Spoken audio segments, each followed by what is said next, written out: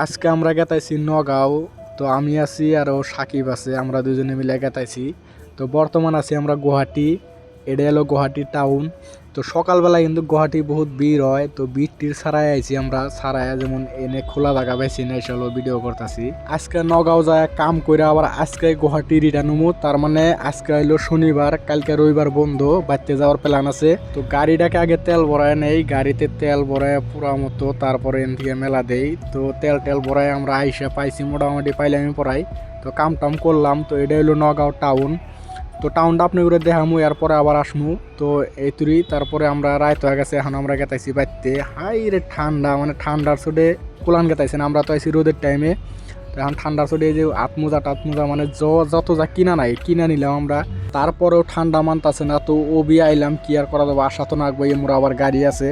তো আস্তে আস্তে পাইলাম গুয়াহাটি। তো গুয়াহাটি এসে ঘটনা হয়েছে কি, আমরা তো গাড়ি পাইলামই না, এখন আবার কি করা লাগবো, এনে থাকা না।